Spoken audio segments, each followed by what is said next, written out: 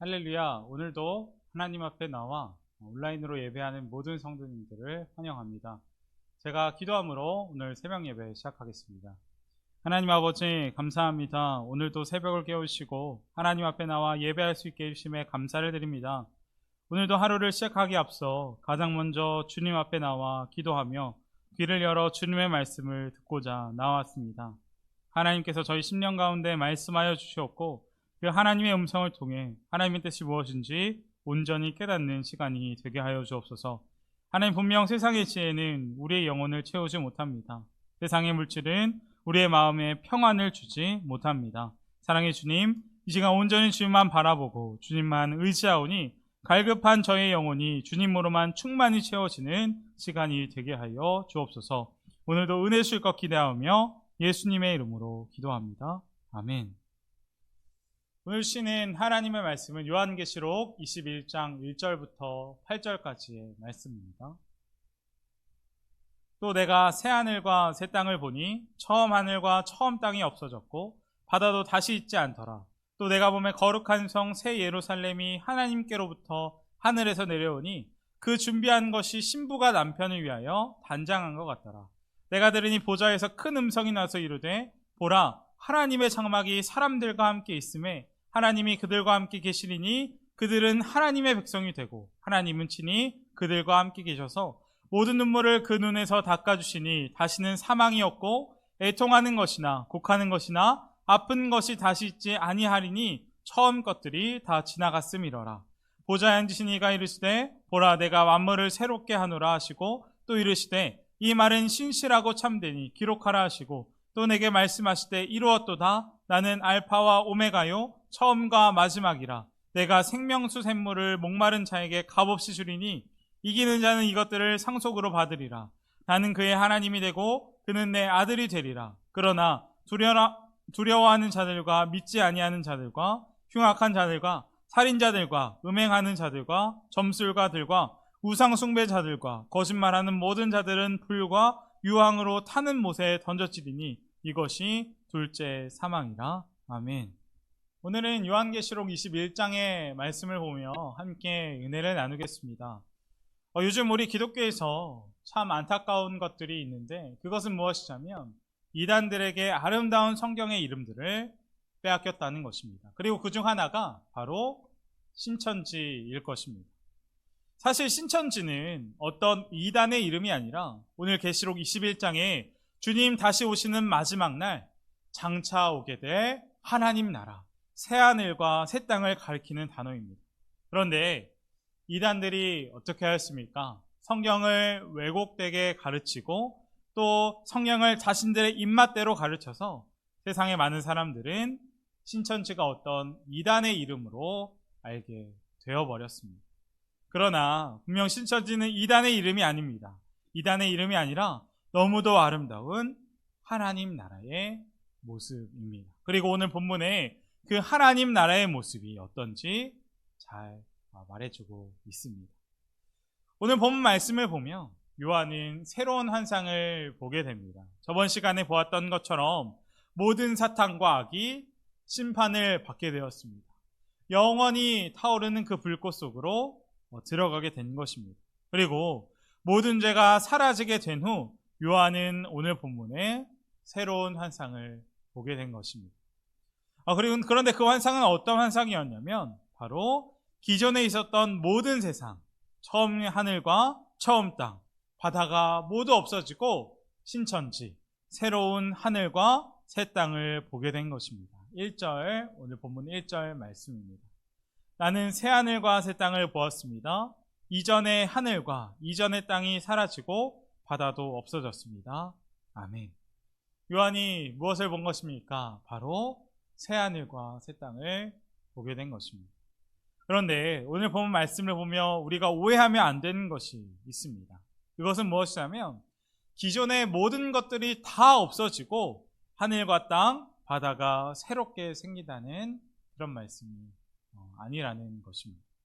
우리가 이것을 잘 아는 것이 중요합니다. 만약 오늘 본문 말씀에 나오는 새 하늘과 새 땅이 기존의 하늘과 땅과 다른 세상이라면 창세기 1장에 하나님께서 세상을 보시기에 좋았다고 말씀하신 것에 문제가 생기게 될 것입니다. 왜 그렇습니까? 하나님께서 창조하시고 보시기에 좋았던 세상이 죄로 인해 타락하게 되었고 그 세상을 하나님께서 버리신 것이 되기 때문입니다. 그리고 만약 그렇다면 하나님은 죄에 대해 완벽히 승리하신 분이 아니게 되어버리는 것입니다. 따라서 새하늘과 새 땅, 오늘 본문에 나오는 이 새하늘과 새 땅은 하나님께서 처음 만드신 하늘과 땅을 버리신 것이 아니라 하나님께서 새롭게 갱신하셨다라는 의미입니다. 주님께서 재림하시는 날, 그 마지막 날 처음 만드신 아름다움 그대로 이제는 죄도 없고 타락할 가능성도 없는 완전한 세상이 바로 새하늘과 새 땅이라는 것입니다. 그리고 이것은 우리 사람들도 마찬가지입니다.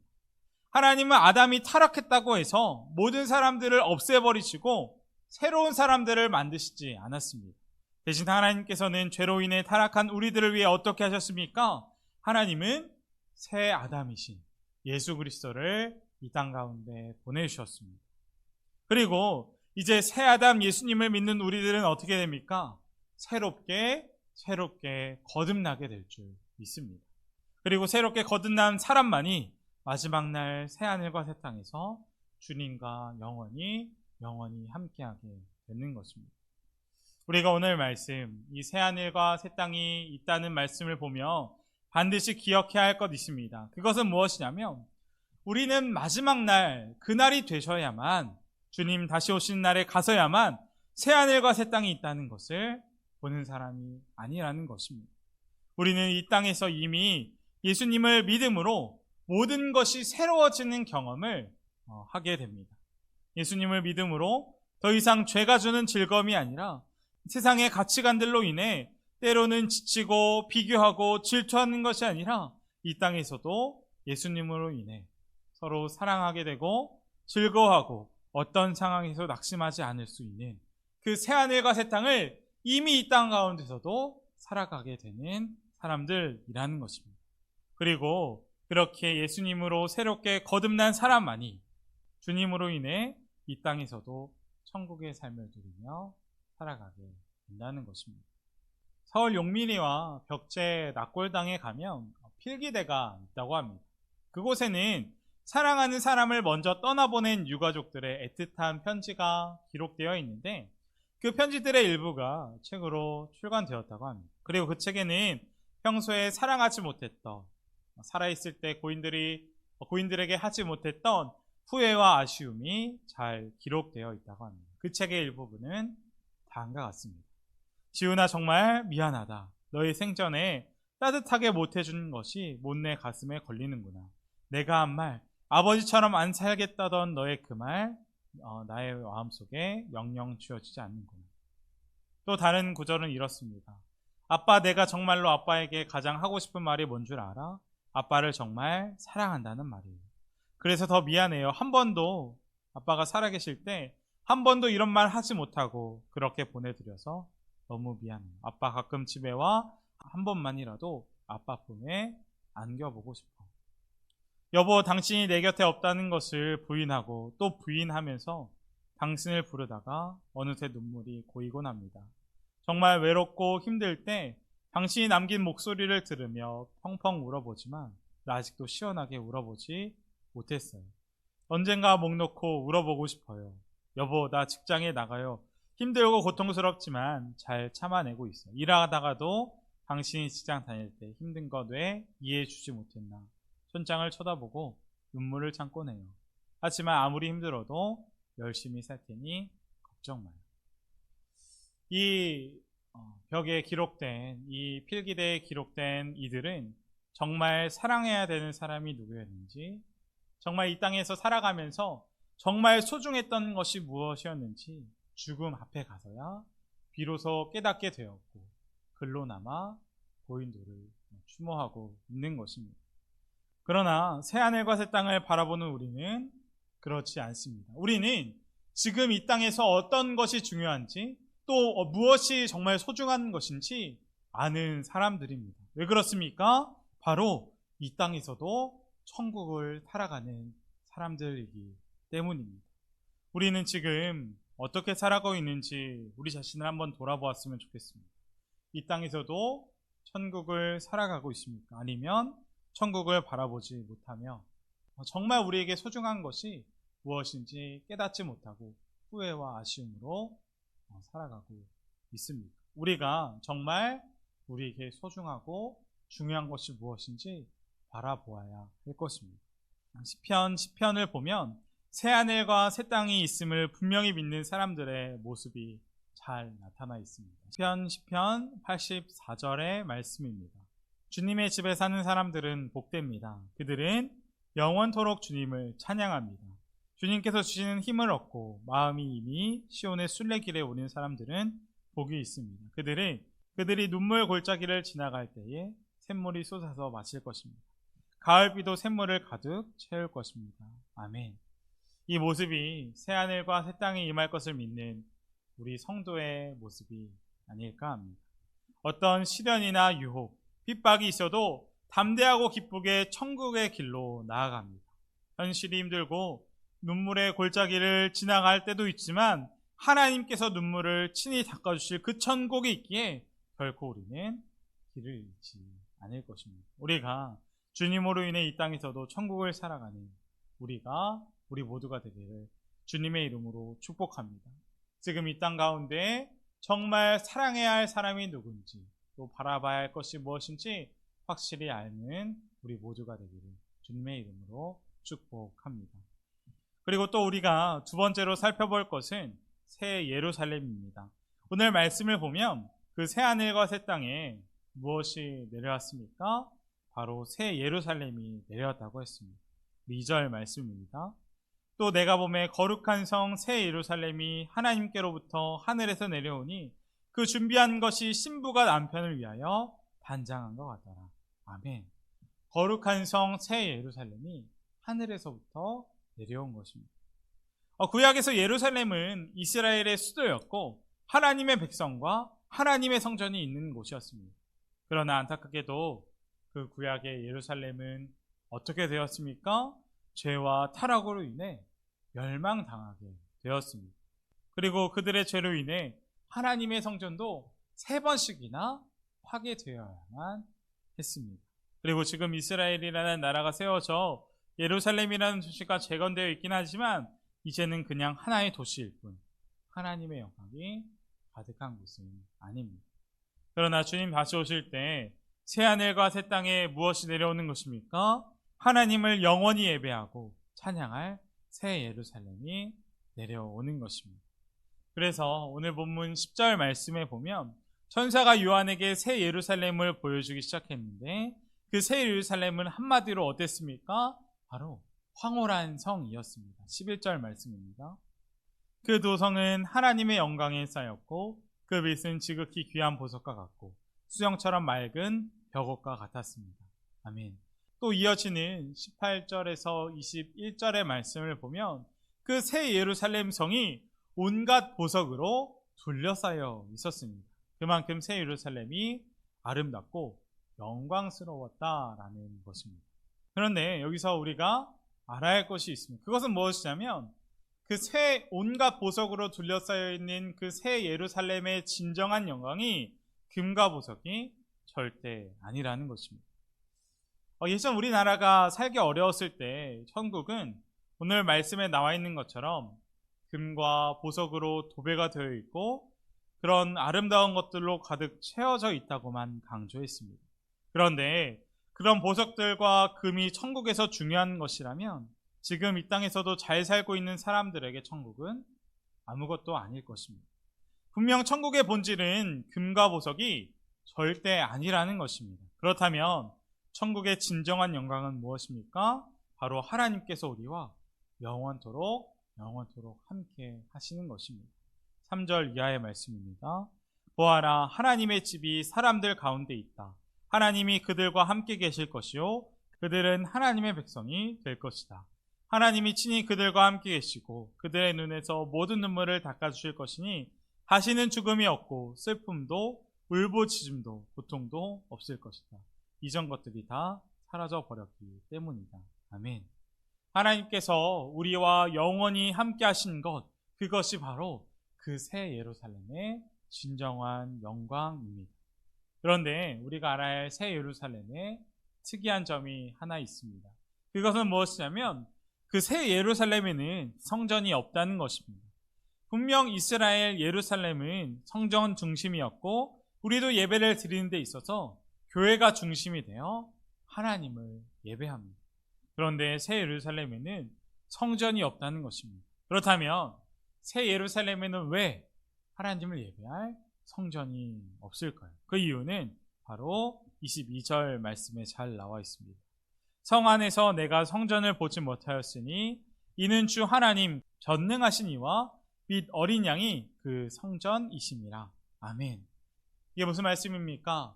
새 예루살렘에서는 영원토록 하나님과 함께하기 때문에 더 이상 성전이 있지 않다는 것입니다. 하나님 안에 있는 것이 성전이고 곧 예배라는 것입니다. 그리고 이것은 지금 우리도 마찬가지입니다. 우리는 분명 교회만 다닌다고 해서 하나님을 믿는 것이 아닙니다. 교회만 왔다 갔다 한다고 해서 하나님을 예배했다라고 할 수 없는 것입니다. 교회에서 잠시 들려서 예배드리고 세상에 나가서는 말씀과 상관없이 산다면 누가 우리를 예배자로 보겠으며 누가 우리를 그리스도인이라고 인정해 주겠습니까? 성전 되시는 하나님과 어린 양 예수 그리스도를 온전히 섬길 때 비로소 우리 삶이 성전 안에 거하는 삶이 되고 곧 예배가 될 것입니다. 고린도전서 3장 16절 이하의 말씀입니다. 너희는 너희가 하나님의 성전인 것과 하나님의 성령이 너희 안에 계시는 것을 알지 못하느냐. 누구든지 하나님의 성전을 더럽히면 하나님이 그 사람을 멸시하시리라. 하나님의 성전을 거룩하니 너희도 그러하니라. 아멘. 분명 하나님과 함께 하심을 믿는 사람은, 우리 몸이 성전인 것을 아는 사람은 그 세상 가운데 함부로 살아가지 못할 것입니다. 우리가 하나님의 성전인 것을 알고 또 지금 하나님과 함께함으로 이 땅에서도 새 예루살렘, 천국을 누리며 사는 성도가 되었으면 좋겠습니다. 말씀을 마치겠습니다. 분명 저 천국이 있고 영광스러운 하나님 나라가 있습니다. 그리고 우리는 이 땅에서 예수님을 통해 미리 천국을 맛보고 경험하며 살아가는 사람들입니다. 우리는 마지막 날 가서야 새 하늘과 새 땅을 보는 것이 아닙니다. 지금 예수님 안에서 우리가 매 순간 새로워지고 다시 시작하는 은혜를 누릴 수 있습니다. 우리가 다시 한번 예수님을 붙들어 이 땅에서도 천국의 삶을 살아가는, 주님으로 인해 만족하고 주님으로 인해 기뻐하며 사는 삶을 살아가는 우리 모두가 되기를 주님의 이름으로 축복합니다. 함께 기도하겠습니다. 첫 번째로 기도할 것은 우리가 예수님으로 인해 새롭게 되어 지금 우리가 살아가는 세상이 천국의 삶이 되게 해달라고 기도하겠습니다. 분명 천국은 죽어서만 가는 곳 아닙니다. 지금 여기서도 새 생명의 기쁨을 누려야 우리가 훗날 천국 백성이 될 줄 믿습니다. 하나님, 오늘 저희 마음 가운데 찾아와 주셔서 이 땅에서도 천국의 삶을 누리고 하나님의 성전으로서의 삶을 잘 감당하는 저희 모두가 되게 해달라고 함께 기도하겠습니다. 두 번째로 기도할 것은 이제 수능일이 얼마 남지 않았습니다. 수능을 보는 학생들과 환우분들을 위해 기도하겠습니다. 또한 이제 연휴가 끝나가는데 오고 가는 모든 길, 동대문의 모든 가족들 하나님께서 지켜달라고 기도하겠습니다. 제가 기도함으로 오늘 모든 일을 마치겠습니다. 하나님 감사합니다. 오늘도 저희에게 말씀하여 주시고 하나님의 뜻이 무엇인지 돌아보게 하시니 감사를 드립니다. 하나님, 저희는 저 천국이 있다고 확실히 믿는 사람들입니다. 이상이 아니라 우리의 본향인 천국을 바라보며 살아가게 하시고 죽음 앞에 가서야 비로소 무엇이 중요한 것인지 깨닫는 것이 아니라 지금 이 땅에서 주님으로 새롭게 변화되어 거듭난 사람답게 하나님께서 주시는 기쁨으로 이 땅에서도 천국을 살아가는 저희 모두가 되게 하여 주옵소서. 하나님, 또한 저희는 하나님의 거룩한 성전인 것을 믿습니다. 장차 새 예루살렘이 이 땅 가운데 내려올 텐데 그때까지 저희도 거룩한 성전으로 하나님의 영광을 위해 살아가는 저희 모두가 되게 하여 주옵소서. 이 모든 말씀 예수님의 이름으로 기도합니다. 아멘.